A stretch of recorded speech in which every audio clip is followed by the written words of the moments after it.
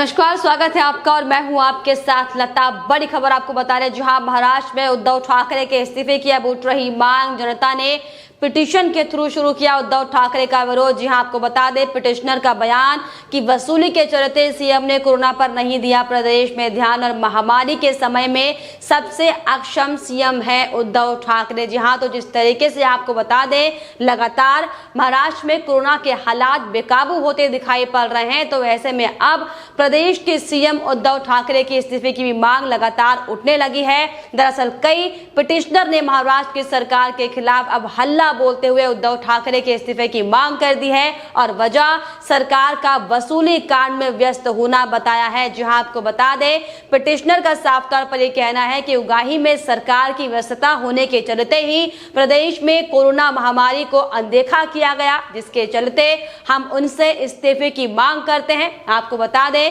कि लोगों का यह कहना है कि महाविकास अघाड़ी सरकार के पास स्थिति के लिए बेहतर तैयार होने के लिए 1 साल का समय था और फिर भी जब संकट दरवाजे पर था तो चीफ मिनिस्टर पूरी तरीके से स्थिति को अनदेखी करते हुए सचिन वाजे के साथ वसूलीबाजी करने में व्यस्त थे। और ये वो समय है जब हमें महाराष्ट्र को वर्तमान और भविष्य में होने वाली दुर्घटनाओं से बचाने के लिए मुख्यमंत्री से इस्तीफे की मांग करनी चाहिए। इसके अलावा आपको बता दें कि पिटिशनर्स का यह भी कहना है कि महाराष्ट्र में कोरोना के विस्फोट उद्धव ठाकरे और महाविकास अघाड़ी सरकार की वजह से हुआ है और जब अन्य राज्य 1000 से कम मामलों की रिपोर्टिंग कर रहे थे, तब महाराष्ट्र में 15,000 से ज्यादा मामलों में रिपोर्ट की जा रही थी, क्योंकि सीएम उद्धव ठाकरे सचिन वाजे के साथ मिलकर 100 करोड़ के वसूली और बम प्लांटिंग करने में व्यस्त थे। सचिन वाजे को 100 करोड़ प्रति माह का टारगेट दिया गया था और उद्धव वर्तमान में महामारी के समय के सबसे अक्षम सीएम है। मुख्यमंत्री उन्होंने कहा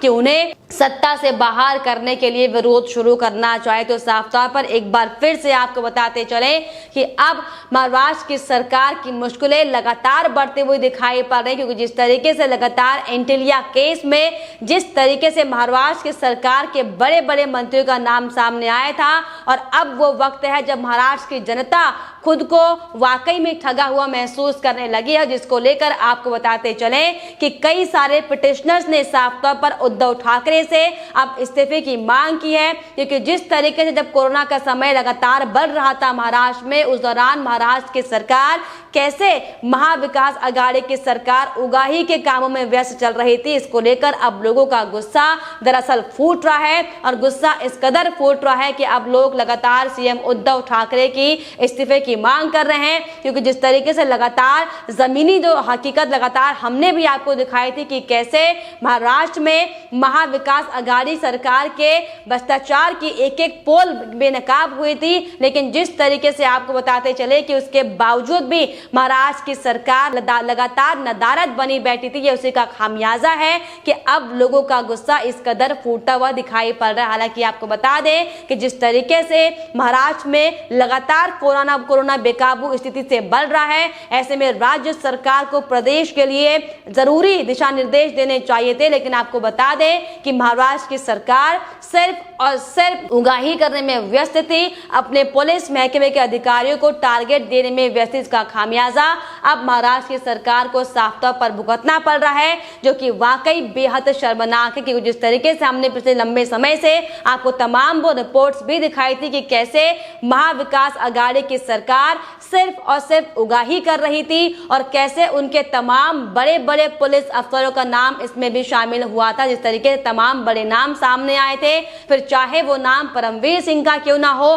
फिर चाहे वो नाम सचिन वाजे का क्यों ना हो, या फिर चाहे वो नाम आपको बता दें प्रदीप शर्मा का क्यों ना हो, लेकिन अब जिस तरीके से जो बड़े बड़े नाम इसमें सामने आए थे उनको लेकर भी लगातार खुलासे हो रहे हैं, जिसको देखते हुए महाराष्ट्र की जनता अब खुद को ठगा हुआ महसूस कर रही है। हालांकि जिस तरीके से आपको बता दें, महाराष्ट्र में जो स्थिति बनी हुई है और लगातार महाराष्ट्र की सरकार जो लापरवाह रवैया अपनाए हुई है, सबकी बानगी हमने आपको दिखाई थी कि कैसे महाराष्ट्र सरकार के इतने कोरोना विस्फोट के बावजूद भी लगातार लापरवाह रवैया बना हुआ है, क्योंकि जिस तरीके से नासिक में ऑक्सीजन के टैंकर से कैसे ऑक्सीजन लीक होने की खबरें सामने आई थी और उसके बाद किस तरीके से कई अस्पतालों में आग लगने से मरीजों की मौत का मामला भी सामने आया था, लेकिन बावजूद अपने शासन प्रशासन को समझाने के महाराष्ट्र की सरकार सिर्फ और सिर्फ अपने खिलाफ तमाम सबूतों को छुपाने में लगी हुई है, जिसका खामियाजा अब एक बार फिर से महाराष्ट्र की जनता का गुस्सा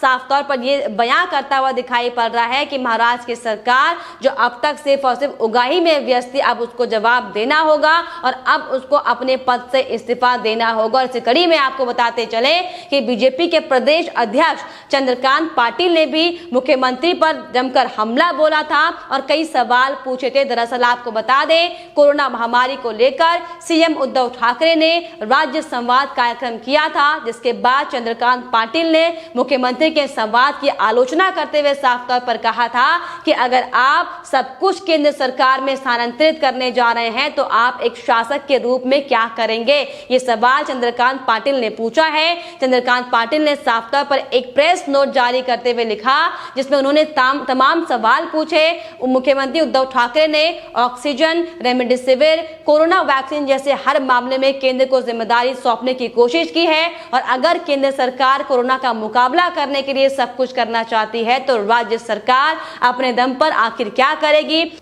और वहीं आपको बता दें कि इस दौरान पाटिल ने टीके को लेकर भी की गई राजनीति पर जमकर हमला बोला। कई सवाल इस दौरान उद्धव ठाकरे के खिलाफ खड़े किए गए और वहीं इसके अलावा आपको बता दें चंद्रकांत पाटिल ने राहत पैकेज को लेकर भी हमला बोलते हुए कहा कि उम्मीद की जा रही थी कि राज्य में तालाबंदी के 15 दिन के विस्तार के कारण आम आदमी को रोजगार के नुकसान के मद्देनजर मुख्यमंत्री कुछ वृद्धिशील पैकेजों की घोषणा करेंगे, लेकिन उन्हें एक बार फिर से निराशा हाथ लगी। उन्होंने ये भी कहा कि पिछले पैकेज के कार्यान्वयन के बारे में उनकी ओर दी गई जानकारी से वो संतोषजनक नहीं थे। तो साफ तौर पर आपको बताते चले कि दरअसल मुख्यमंत्री उद्धव ठाकरे ने ये खुद स्वीकार किया है कि राज्य में कोरोना की दूसरी लहर की उम्मीद थी, लेकिन ये नहीं बताया कि राज्य सरकार ने उस लहर का सामना करने के लिए आखिर इस बीच 5 महीनों में क्या काम किया, क्या कुछ तैयारी की, क्योंकि उन्होंने साफ तौर पर कहा था कि अस्पतालों को छोड़कर ऑक्सीजन उत्पादन के लिए परियोजनाएं शुरू की जा रही हैं और कुछ ही दिनों में इन्हें शुरू कर दिया जाएगा। हालांकि आपको बता दें,